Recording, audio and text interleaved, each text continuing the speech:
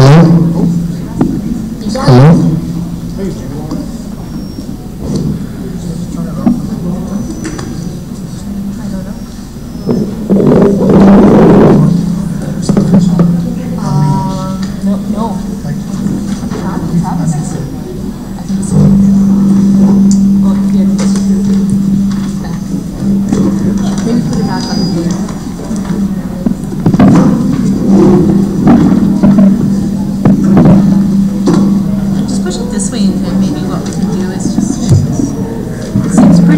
Sensitive. Can you hear me, Stuart? Okay.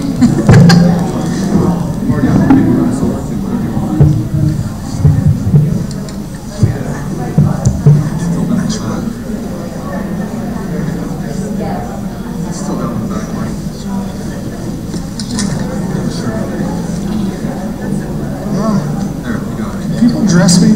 Hello? Where's Vanessa? Is yours turned on?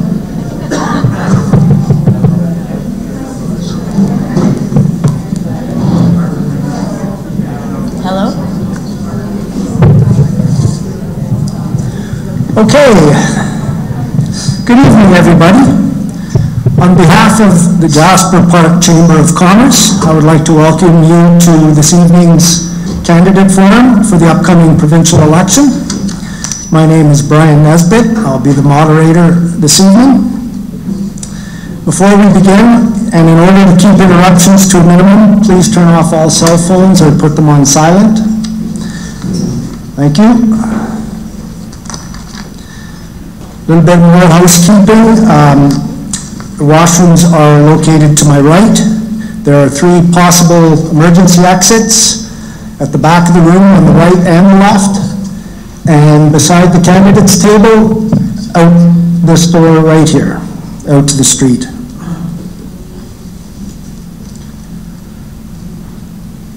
I would like to thank all the candidates who have put their names forward to serve as MLA for Yellowhead riding, a position that requires critical thinking, an open mind, the ability to voice opinions, and of course, listen to others. As a former municipal councillor, I can tell you 2 things: a thick skin, and being off the clock is not part of the job. With that, I will introduce the candidates in no particular order. Paula Cackett from the New Democratic Party, if you could just raise your hand. And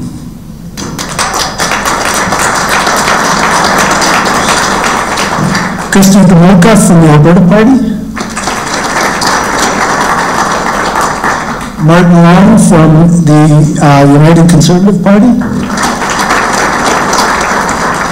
Travis Poirier from the Alberta Independence Party. And Paul Lukachuk from the Alberta Advantage Party. Quickly to go over the agenda for this evening.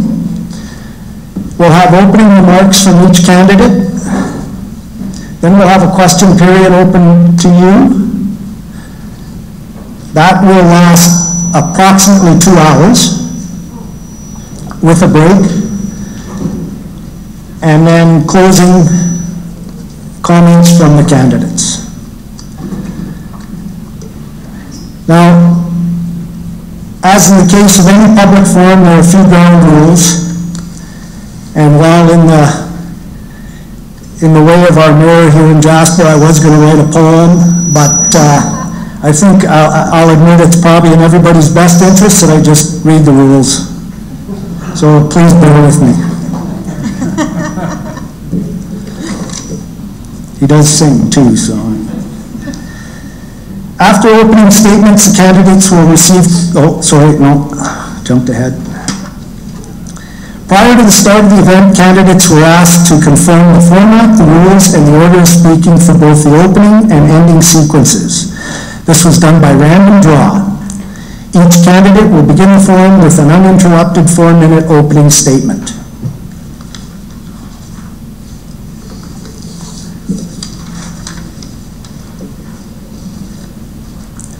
After the opening statements, the candidates will receive questions from the floor. There is a microphone at the back, Is that working? It'll be moved up? Okay, thank you. Further, in order to give all those who wish to pose a question the opportunity to do so, please keep your question and preamble to 30 seconds or less.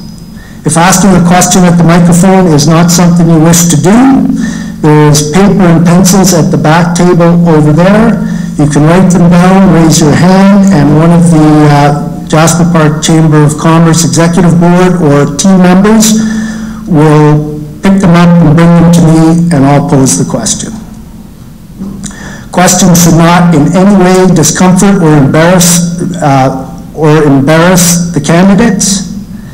It is important to note the event is being live streamed, and questions may come in via the online chat room monitored this evening by Nazir Cody.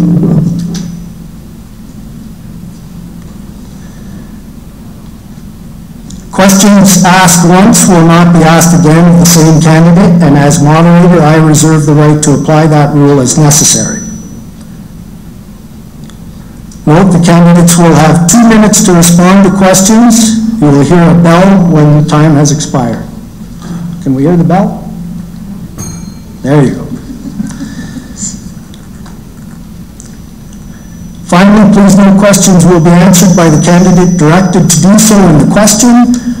The remaining candidates would reserve the right to respond to the question during their closing statements at the end of the evening. It was also decided amongst the candidates and the organizers that if a question is directed to all the candidates, the answers will be shortened up to 1 minute, just for time constraints. Okay, now to the main event. By random draw, our first candidate will be Travis Poirier from the Alberta Independence Party. Thank you. Good evening, and thank you everyone for coming out to learn about your candidates you get to vote for on April 16th. I look forward to answering your questions the best I can. I'd also like to thank the Jasper Chamber of Commerce for hosting this amazing forum. My name is Travis Poirier. I am here tonight to tell you a little bit about myself, but more about the Alberta Independence Party. I am not a politician. To be honest, I am probably the furthest thing from it. However, I am a great listener, and I believe that is one of the most important things an MLA has to do. Listen to you, the people of Jasper. Then be a strong, unwavering voice to make sure your needs are met and concerns are addressed. I am just your average self-employed 44-year-old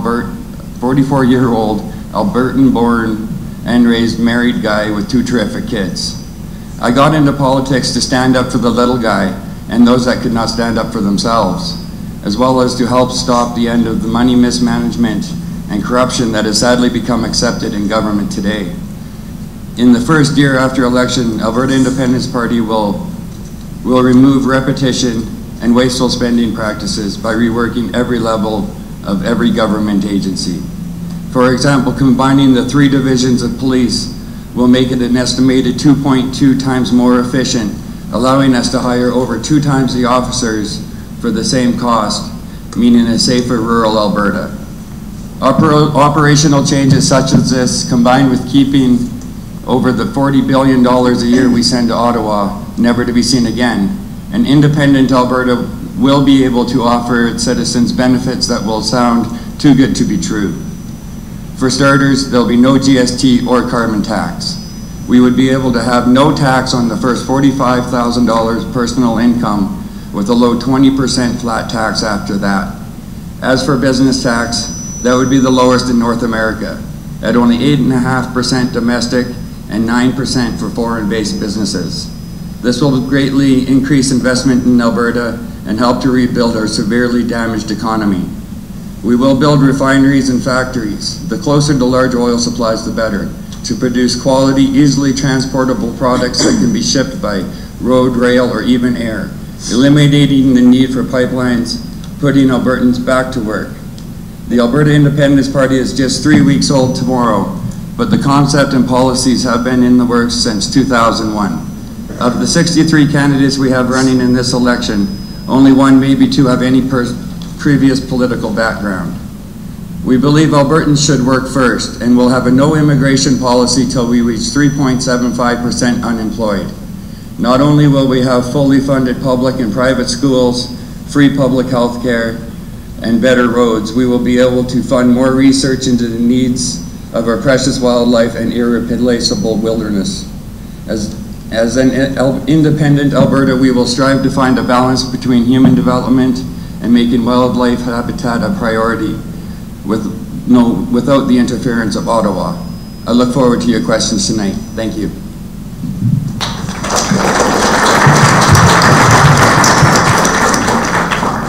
Thank you, Travis. Next candidate is Paul Lippichuk, the Alberta Advantage Party. Thank you very much. Ladies and gentlemen, I'm going to stand here because I like being able to see everybody's face when I'm talking. So if there's some feedback, hopefully we can turn the mic down a little bit and we'll be able to continue. I'm getting a lot of feedback. Thanks. So my name is Paul Lippichuk. I live in the area north of Piers. I live in a little 3-room cabin in the middle of nowhere. I don't use speaking points when I stand in front of people like this, and there's a very good reason for that. Ladies and gentlemen, you need to know who I am.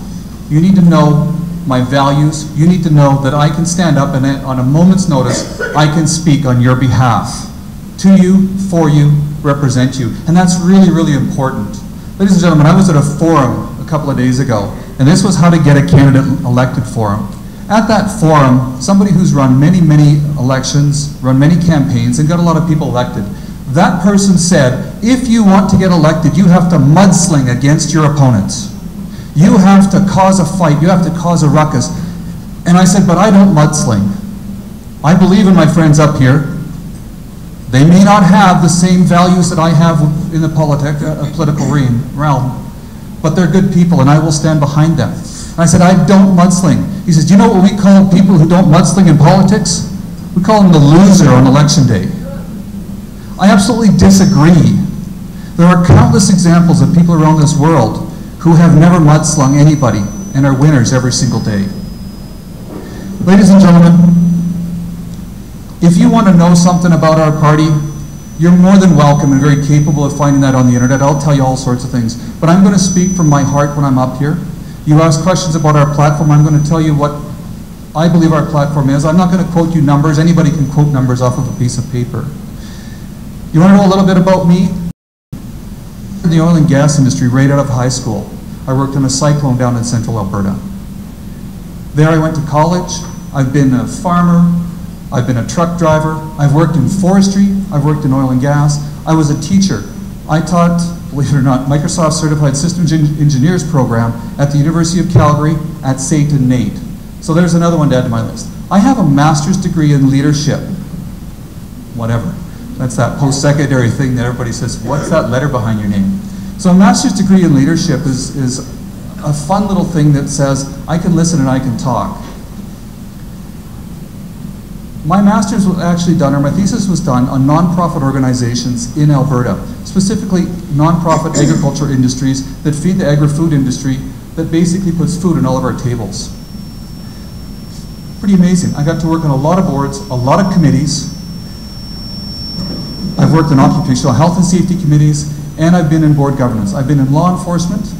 I was in law enforcement for nearly 15 years. So I have a very well-rounded background. I want another minute.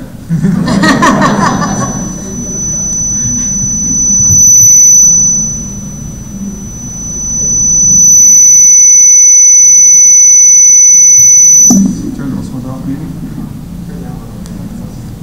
All right, I'm going to come over here and talk then for that other minute. Our party leader, her name is Marilyn Burns. Marilyn Burns is from Wildwood, born and raised on a farm in Wildwood. Her sister still lives there. They've got a little logging plant, sawmill logging company. Marilyn Burns was a waitress. She worked for seniors care. She worked in a whole bunch of different places. She was a single mom of 4 kids. At the age of 40, Marilyn Burns, our leader of the Alberta Advantage Party, put herself through university to get a law degree. Since then, she has helped countless people who could not afford to get a lawyer. She's been a remarkable woman, a remarkable leader, and I'm so proud to say that I'm part of the Alberta Advantage Party, and I would love to say that I am your representative in West Yellowhead.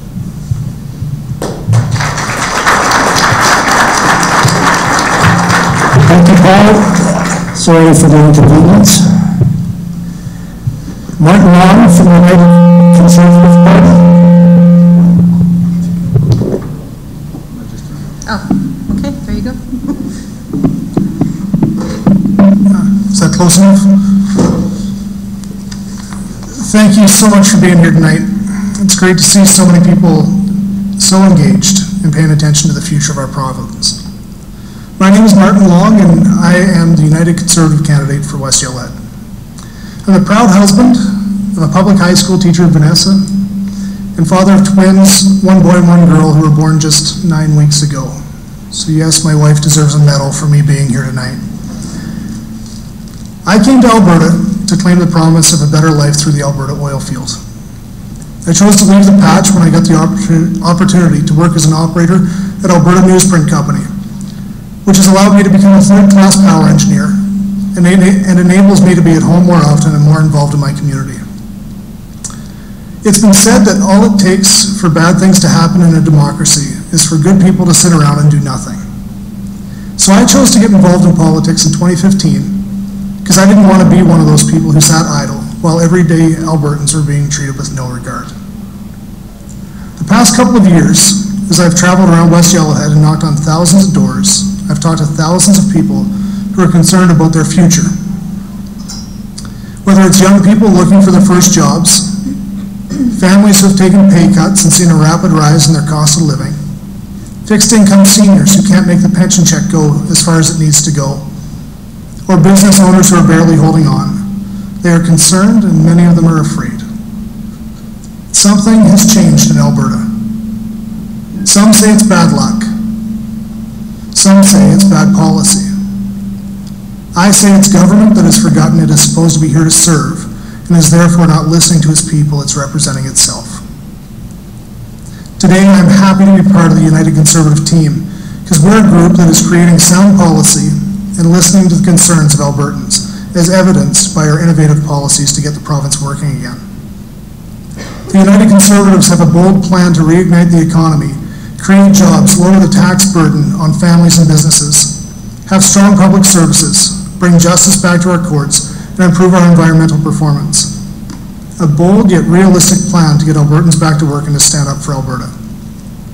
We're a group that makes it a priority to listen to the concerns of the electorate, and that is why we are so focused on helping people get back to work. We're determined to ensure that Albertans are better off tomorrow than they are today. However, we're not perfect. I am not perfect. Something that you will find with me is that I don't have all the answers. I don't think this job requires me to have them all. I think it is about listening to the people who live in our communities to find out their needs and then representing those needs to the legislature so we can provide a better future for the people of West Yellowhead. And that is what I'm determined to do. Thank you.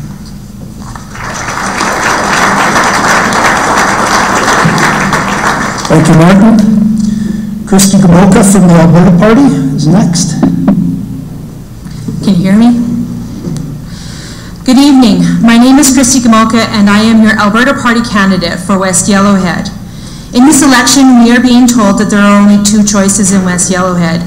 We either care about our economy or we care about people. I reject this premise, and I am here to tell you why. We can grow our economy, diversify our industries, and create jobs, but we also can protect the rights of individuals, care for our most vulnerable, provide an excellent education system, and support our seniors. The Alberta Party is a fiscally responsible and socially progressive party.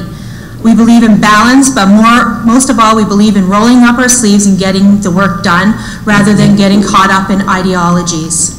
This is who I am as a person, and this is who I think the majority of how Albertans feel. The Alberta Party provides the chance for us to look into the future, to be creative and innovative on how we build our province. We have rolled out the most creative economic platform of any party in this election.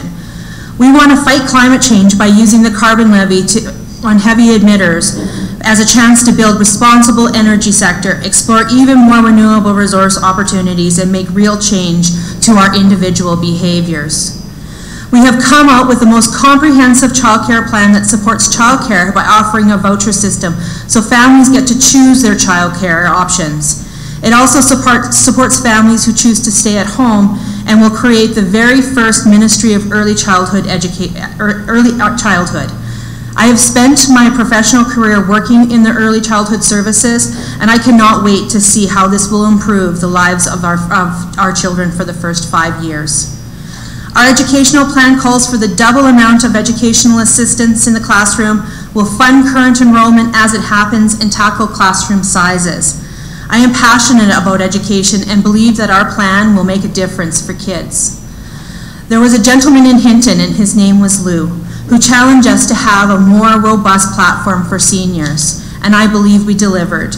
We increased long-term beds by 3,500, but moreover, we want to give seniors the right to age in place, so we will roll out a home support program for seniors that will give seniors the choice to live at home while receiving a range of services such as housekeeping, grocery shopping, and house maintenance.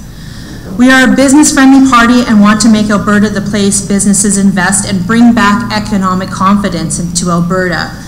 We will cut corporate taxes by 2% and increase business deductions for small businesses to $1 million. We want to make Alberta the place that large businesses call home by offering incentives to any company that moves here and employs over 200 Albertans. I want to talk about Jasper. The Alberta Party wants to work with Jasper as partners and provide a funding model that addresses community needs such as existing and future infrastructure issues, and we will commit to doing this within 9 months of forming government. We understand that Jasper is one of our economic drivers in tourism for our province, but you are providing the infrastructure needed for millions of tourists on the backs of only a few thousand taxpayers. This is not fair, and we want to look at a way in which we can change this. Small and medium-sized businesses is critical for Jasper and future successes, and want to ensure that our leader, Stephen Mandel, has a very big soft spot for Jasper and often talks about the endless potential of this community. The Alberta Party is not spending time on a soapbox talking about how we're unfairly treated. We're spending our time trying to find creative ways to market our energy sector while protecting our environment and developing a renewable energy sector that will take Alberta into the future. In 2015, Albertans went to the polls and they wanted change. Wow, I guess I'm going to leave that. Thank you, Christy. Our final statement for the forum is delivered by Paula.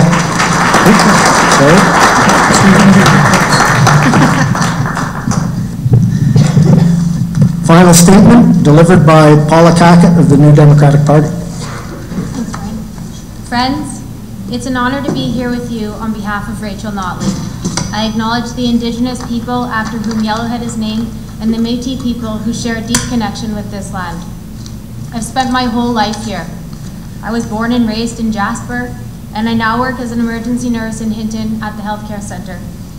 Every day I see how important it is to invest in a healthcare system that works for everyone. The quality of healthcare I provide you and your family should never depend on how much money you have in your pocket. That's just one reason I was inspired to run for Rachel Notley's team. I care about the future of my children and all children in Alberta. Rachel is fighting to build a province that works for everyone, one where we have each other's backs. This election is an opportunity and a choice to fight for an Alberta where we stick together, where we take care of each other, where no one is left behind. As a mother of 2 young boys, I am able to continue being a nurse thanks to our government's $25 a day child care program. And Rachel just announced a plan to expand this program across the province. Safe, quality, affordable childcare is good for families, and it's key to unlocking Alberta's economic potential. Today, our economy is starting to recover from the oil price crash. Last year, Alberta had the fastest growing economy in Canada. Rachel Notley is fighting for you. She's standing up for what matters: good jobs, good schools, and strong public health care. Jason Kenney isn't working for you. He wants 2 Albertas. one for the wealthy and one for the rest of us. He refuses to diversify the economy, and he plans to give large corporations the biggest tax giveaway in our history. It will cost $4.5 billion and put our healthcare and education funding at risk. His drive for American-style private healthcare will hurt people. When Rachel Notley was elected 4 years ago, the Sky Palace stood as a testament to politicians putting themselves ahead of you. There were cabinet ministers under investigation and scandal after scandal. Today, Jason Kenney is under RCMP investigation and the election commissioner is uncovering scandal after scandal with the UCP leadership race. Some things don't change, do they? This important election is about a stark choice. Who is fit to be your premier? Who do you trust to be your premier? Rachel or Jason Kenney? Rachel's record is clear.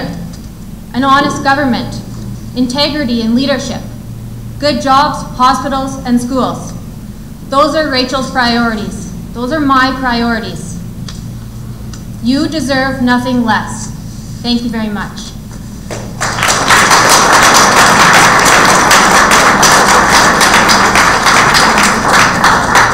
Thank you, Paula.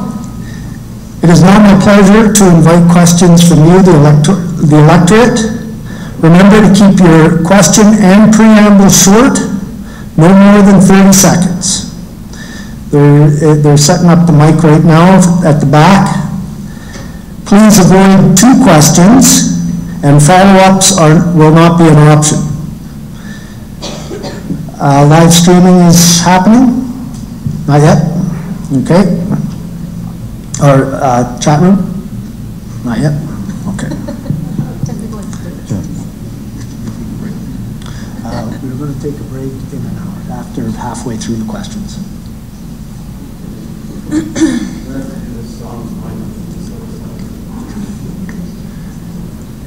Yeah. We can share this one. First questions coming. Oh, first 2 questions coming to the floor. Oh, just a moment. Please write big. To all candidates, how will you approach the issue of roughly $200 billion owed and needed from the oil and gas industry to pay for all the cleanup of the tens of thousands of abandoned wells and the long overdue cleanup at the tar sands mess being left for our next generation? P.S. way more debt than all the royalties ever collected, by the way. Who would like to start? Could you read it again? I'm sorry. Okay. How will you approach the issue of roughly $200 billion owed and needed from the oil and gas industry to pay for all the cleanup of the tens of thousands of abandoned wells and the long overdue cleanup of the tar sands mess being left for our next generation? Okay. Can I go first? Sure. I beat you. Okay. Okay. So the first question is around orphaned wells, and the Alberta Party is interested in looking at how we can start to clean up all of the orphaned wells throughout Alberta. And this is actually an opportunity for us to create jobs as well as do some environmentally friendly options as well.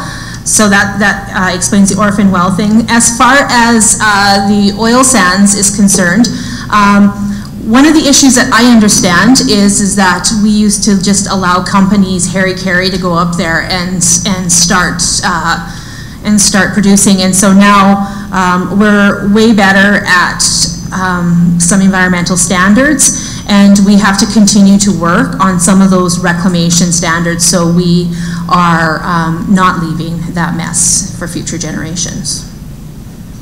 Thank you. I'll take that one. Again, I like to stand.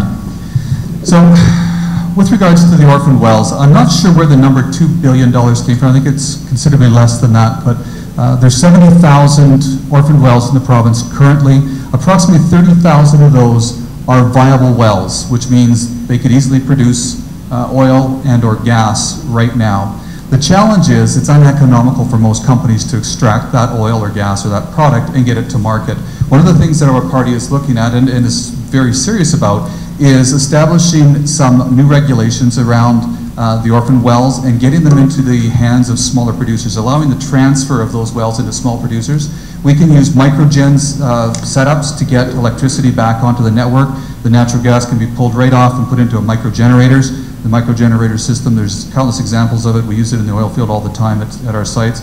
So these wells can be used to put right back into our electrical grid.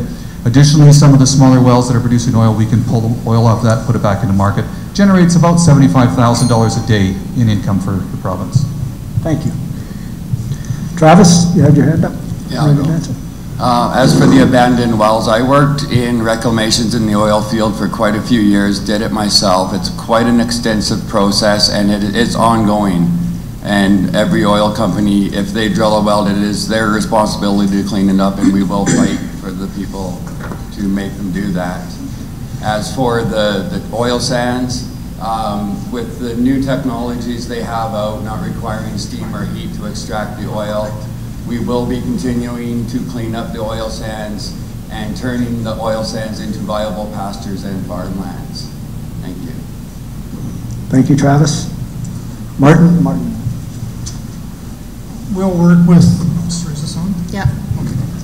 We'll work with the Alberta Energy Regulator and industry to overhaul the liability management framework in Alberta, ensuring liabilities are covered without actually discouraging new investment. We need to continue to draw in new investment in order to make sure we continue to move forward in reclamation. We also plan on streamlining the process for well and facility abandonment and environmental reclamation to reduce costs and increase the rate at which wells that will not be used again are officially abandoned. We also propose that the federal government provide tax incentives and financial support, such as green flow-through shares for the abandonment and environmental reclamation of oil and gas wells and associated surface facilities. Thank you. Thank you. Rachel Notley is doing more to diversify the economy than any premier since Lougheed. This talk is not cheap. She has already secured 5 new petrochemical and upgrading projects. These facilities turn our natural gas resources into products like plastics, fabrics, and fertilizers. Our petrochemical diversification plan will alleviate the boom and bust cycles, creating a need for oil and gas at home. Our carbon levy, made in Alberta solution, is helping companies clean up the sites. Thanks to her nearly $13 billion private capital investment has come to Alberta with $1 billion of government incentives, including future royalty credits. Rachel took over at the start of an oil recession. Alberta's economy is now recovering. Since the depths of recession, we've added 80,000 full-time jobs, and Alberta will lead the country in growth next year.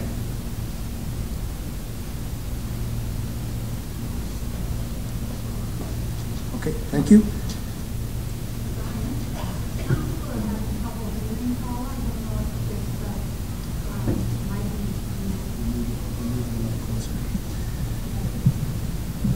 Okay, the next question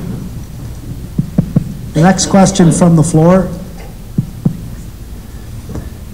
reads, this Alberta government is one of the few left in North America that still allows and uses the deadly poison strychnine to kill wildlife predators like the wolf. Will you, as our rep, fight to stop this abuse of our wildlife? And this is to all candidates. Is this mic working? Okay.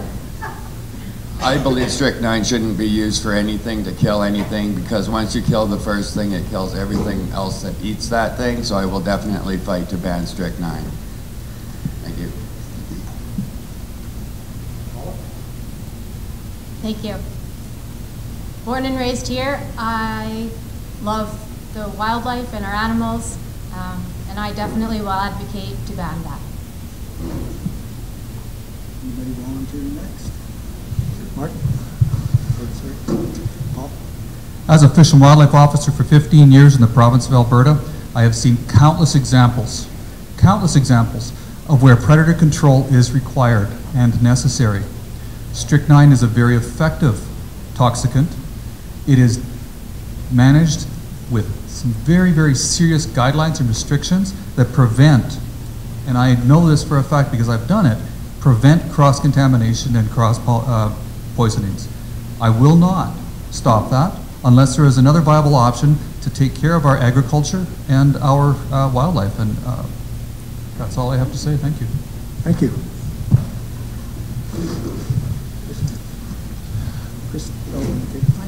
I've had numerous conversations with trappers, especially who have shared with me their concerns about strychnine,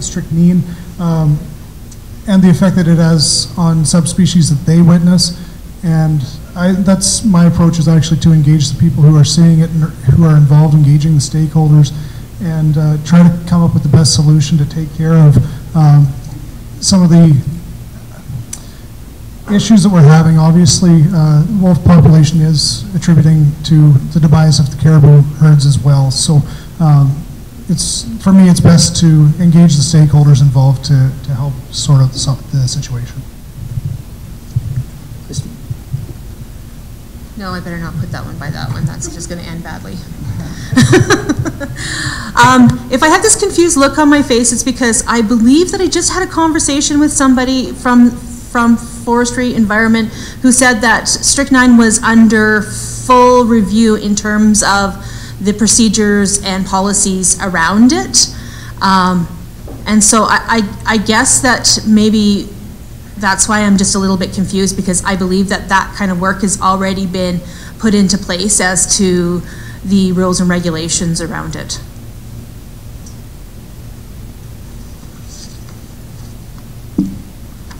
Okay, that's that question answered by all candidates. Any more questions? Please step up to the mic.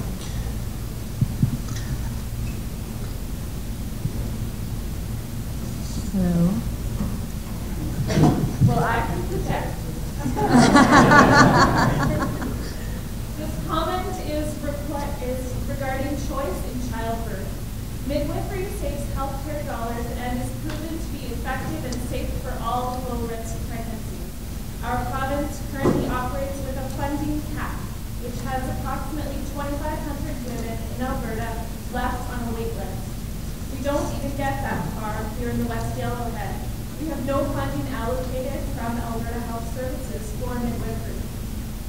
This leaves our women and families without access to choice in childbirth. Question. My question is, as MLA, what will you do to ensure that the women of this region have equal rights and choice in childbirth, to allow the healthcare budget to be spared costs by utilizing the professionals who know low-risk birth as a safe option in rural Alberta? Who would you like that addressed to? Martin and Paula, please. Martin and Paul. Paul, who is the Hi. Thanks, Jenna. As a nurse, I've actually had the pleasure of working in the maternity ward and working along with midwives, and it's been a real pleasure. I am aware that we don't have that access here.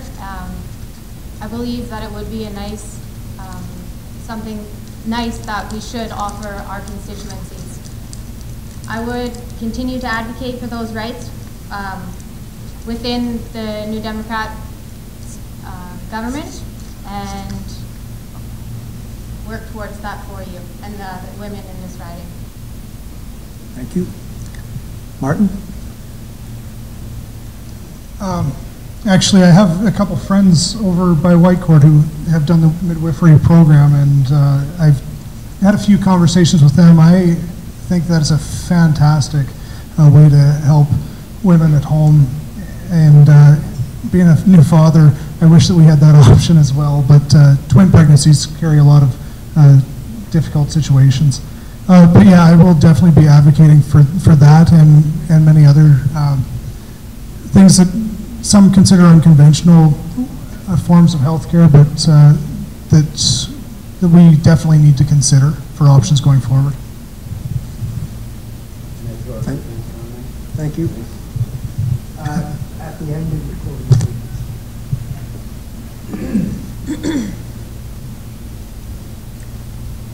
That's the mic. That's not working, is it? Is it? Oh, okay, excellent. Okay. Yeah, we're into the microphone? Okay, perfect.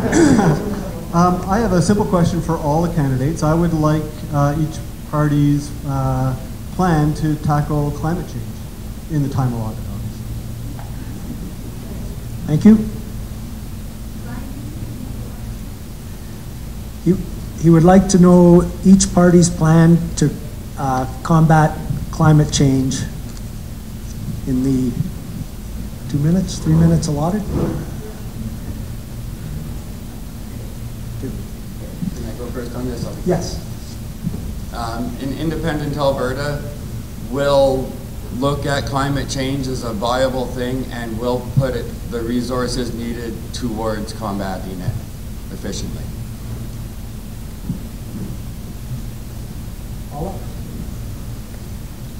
Federal scientists and academics reported Canada's climate is warming rapidly, twice as fast as the global average.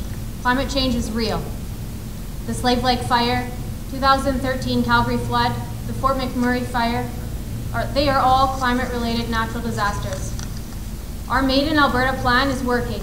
The plan has supported more and 7,300 jobs in the first 2 years and more than 20,000 jobs still to come with the construction coming on the CLP projects. The carbon levy needs to stay within Alberta and be a Made in Alberta solution so we continue to fund our projects within Alberta and help climate change. Thank you. The Alberta Advantage Party's platform on climate change is somewhat convoluted because we believe that the carbon tax is harming people who should not be harmed, you and I. The carbon tax is not doing a whole lot for greenhouse gases. What it's doing is it's penalizing you.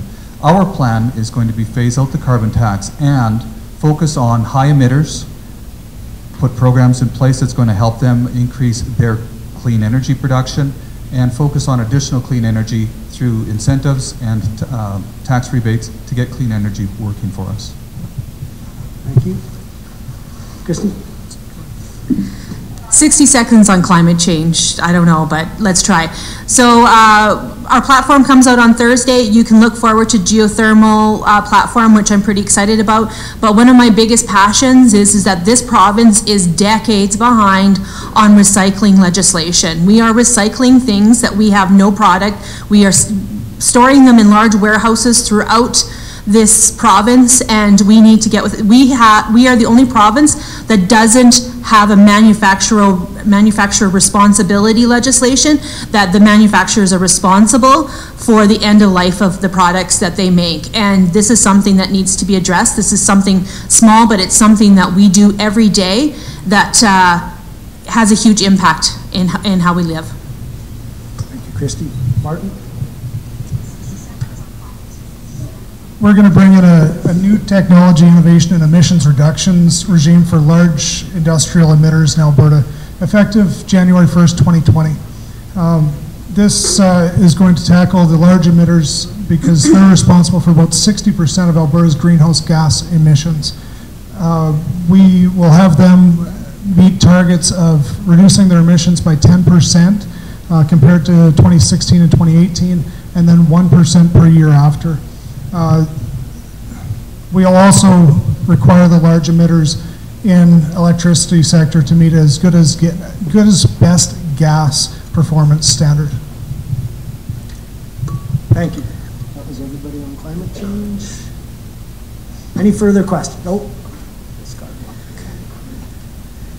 I can hear you. Working? Yeah. I have a question about education. The education funding model needs revision. Currently, school districts receive funding based on enrollment. And when dollars are tied to student numbers, it penalizes rural school districts with declining enrollments. So how do you see a change in the per pupil funding model under your party? Alan, Christy, and Paula, please. Alan, sorry, there's no Alan. Alan, Christy, and Paula. Martin? Martin? Martin. Martin, Christy. Martin. In that order. It's pretty concerning for me, my wife being a school teacher. This year she had 40 kids in her high school science class. That's 35 desks and then 5 students at a table in the back. We, the United Conservatives, want to make sure that rural schools have funding in an equitable way. Right now, unfortunately, many aren't able to offer programs that the Department of Education requires.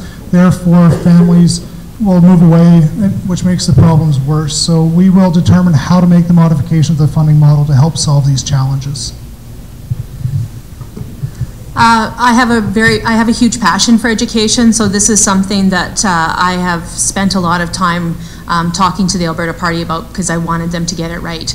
One of the things that we do want to do is fund enrollment as it happens, which is something that is a little bit of a struggle. But I've been pushing, as many of the rural candidates have been pushing, is that per student enrollment number needs to change. The funding formula needs to change for rural communities because education is not a choice, it's a right. And whether you live in a 100,000 person community or you live in Fulham, like it really doesn't matter. You have a right to a school and an education, and you shouldn't have to drive in a bus for 2 hours to get to it. Thank you, Christy. Paula? Thank you. Education is important, especially for me. My kids aren't there yet, but they will be very soon. As well, my sister-in-law is a new teacher. This was her first year and she had 30 students. Over the past 4 years, Rachel's team has invested in building and modernizing 244 schools to alleviate those pressures. They also hired 4,000 new teachers and support staff. Just imagine the classroom sizes without those additional 4,000 teachers. Jason Kenney plans to cut funding, paying for it with tax giveaways to Alberta's largest corporations, while 15,000 new students arrive in classrooms without a teacher. The NDP is committed to fully funding enrollment growth to ensure there are enough teachers and resources to match the growing population. We will also build an additional 70 schools across the province, and this fall we plan to hire an additional 1,000 teachers and supporting staff. I will continue to advocate for the funding of rural schools and their enrollment. Thank you. Further questions for the candidates? The microphone.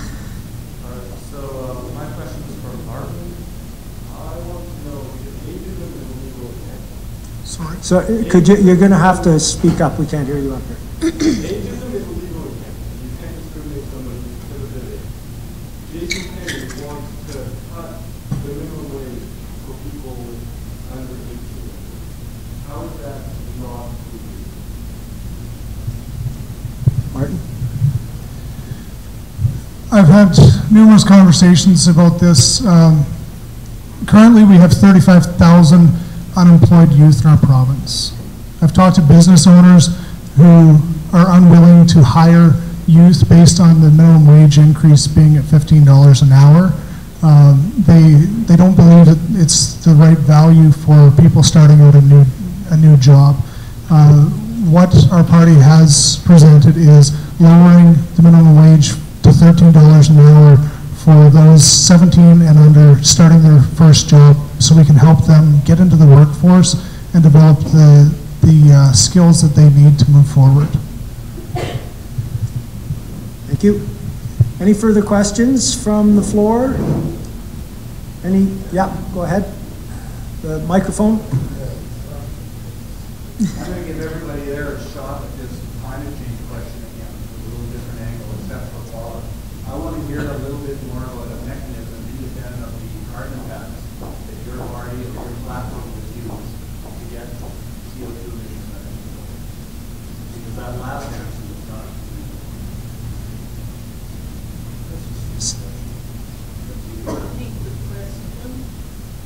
you want a little more of the mechanism of I want to hear a little bit more about the mechanism you would choose independent of a carbon tax that will get us to our goal of reducing emissions. Your answer to the previous question about climate change is just not even close. Is it about reducing emissions, though, specifically? A plan for reducing Yeah, I'm emissions? looking for your plan. I mean, right now, the NDP have a plan, includes a carbon tax, and all four of you, I assume, have something different. Your plan. Does anybody want to tackle that? A plan? We have no official platform on climate change at this time due to the fact that when during in an independent Alberta, everything will be decided by the people for the people. So that is it'd be whatever the people want. So if the people want more stuff to fight climate change, in my personal opinion, Canada is a carbon sink, and we absorb way more carbon than we admit, to the point that we have over 8 billion unemployed trees. So that's my personal opinion. But at the end of the day, it would be up to the people of the independent Alberta to decide what they want to do about climate change. Thank you, Travis. Go ahead. Go ahead. As part of that technology and innovation and emissions reductions plan, part of that is having the large emitters responsible to pay $20 per ton for carbon emissions. The first $100 million in revenues from that will be paid into the tier fund to be used for new and cleaner Alberta-based initiatives and technologies. The rest of that will continue to be invested to help with oil sands extraction technology to help us further reduce carbon emissions.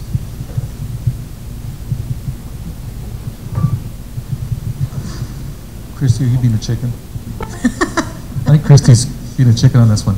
So as I mentioned before, we will be working with the high carbon emitters. And part of that process is listening to what they have to say. What are their challenges? And then we can start working with them to find out ways to get that emissions down. It's great and wonderful to say, here's our plan and we're going to dictate it to everybody. That's what the governments have been doing to hospitals and education and so on and so forth, to agriculture, to even to you folks out here with your municipal funding. The government has been dictating what they're going to do for you, and we want to know what they can do for us, and then we're going to work forward to a resolution that's going to get it down. And that's the best we can do. So the Alberta Party wants to spend more time looking at some innovation and creativity around renewable resources. I think that that's the key to this whole process that we're going to, is expanding on how we can move towards some of those renewable resources in a good way. And the other thing is what I talked about before, which is that, and something that I'm passionate about, is that we need to make meaningful changes in our own behavior in order to move in that direction. Thank you. Okay, this one's for all candidates.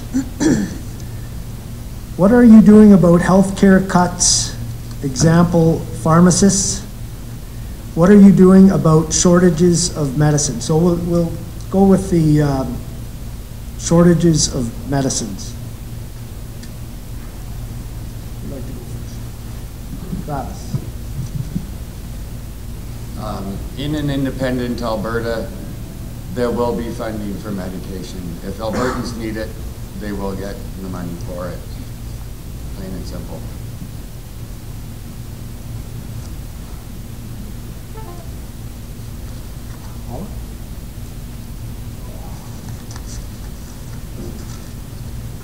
I believe in healthcare. I'm a nurse in Hinton. I work in the emergency department, work with pharmacists. I don't know exactly what the plan for the New Democrats is for pharmacists specifically and medication for all Albertans, but I do know that we're advocating for public health care so all Albertans can get health care at a high quality on the same playing field. I also know that we're investing, if re-elected, for seniors that are making less than $75,000 a year, that they won't have to pay for their medications. We are advocating for Albertans to be able to afford their medications. Seniors with lower incomes, $75,000 is quite generous for most seniors, and 4 in 5 seniors won't have to pay for their medications. I will be a strong advocate that other Albertans who need help paying for their medications get it. Thank you, Paula. Christy? I'm also not aware of any medicine shortages. However, I can talk about what the Alberta Party will do in terms of healthcare. And that is that we're interested in going back to a model where we have regional authorities. This is something we've heard clearly from the health professionals, that we need a system that's a lot smaller than AHS, that will be able to look at our individual needs, especially regional needs, and then we can look at things such as that in a way in which is meaningful for the area that it serves. Thank you. Martin? Oh, we're taking that one.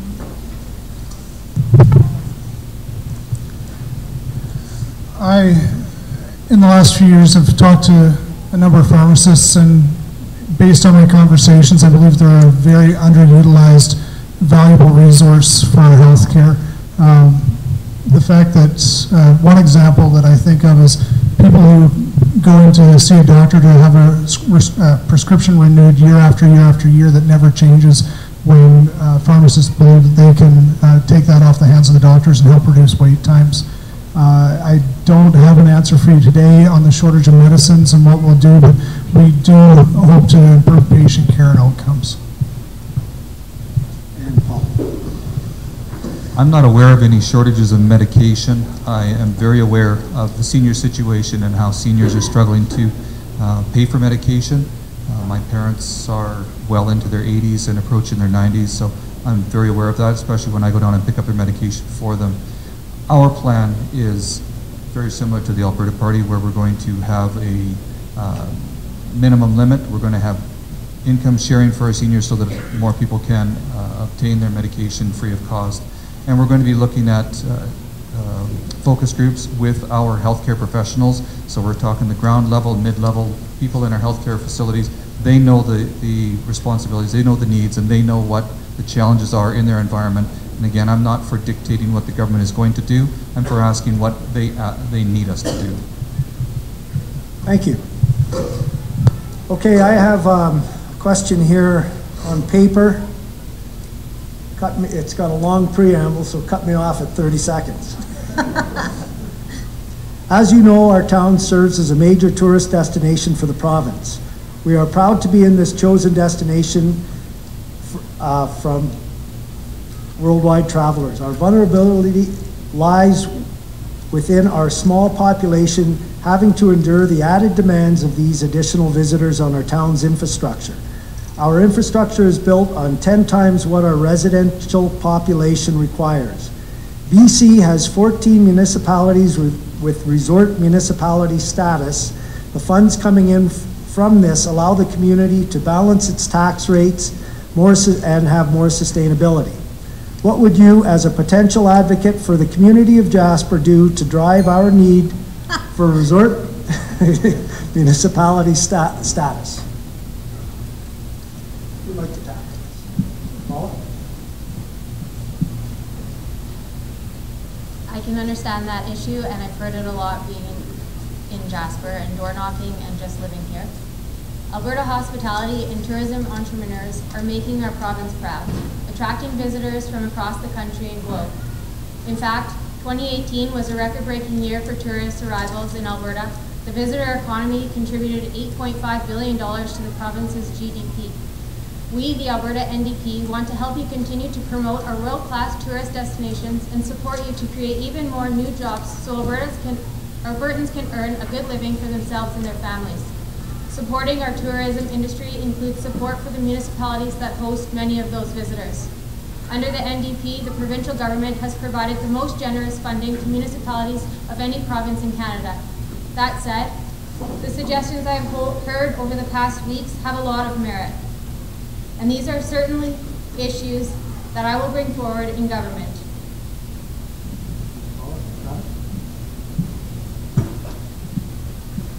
After we leave the Forced Confederation of Canada, an independent Alberta will choose how it will run itself. So if the people of Jasper want to become a resort community, I believe it would be up to them to, it will happen. We'll do our best to make it happen. Thank you. From this side. Christy, reaching for the mic. I beat out another one. I'm not too sure whether it's going to look in the form of a resort status tax. However, in conversations with Stephen Mandel, who knows that this is a huge issue, I believe that he's talked to several people in the community about it. He's interested in looking at the entire hotel tax coming back to the tourist areas, in which 50% of it would go towards existing and future infrastructure of any tourist destination, and then as well as to encourage new and existing tourism through advertising and development. Thank you. I keep moving that over to you, I'm sorry. We'll reprofile a portion of existing government funding for tourism into a tourism partnership incentive fund that's managed through Travel Alberta to attract and identify sources of private sector support for tourism. We'll also remove intrusive laws, rules, and regulations which impede the development of Alberta's tourism. And we're going to make tourism the responsible of the Minister of Economic Development and Trade, so we can ensure that the tourism issues that we're facing in Jasper actually get the attention that they deserve. Thanks, Marty. I think the question focused on Jasper specifically and full resort status, and that's what's really at the point of that discussion. How are we going to make this a pinnacle point for that funding? As your MLA, I would make a private members bill, put that forward and say, this is a unique situation. This is not just like every other municipality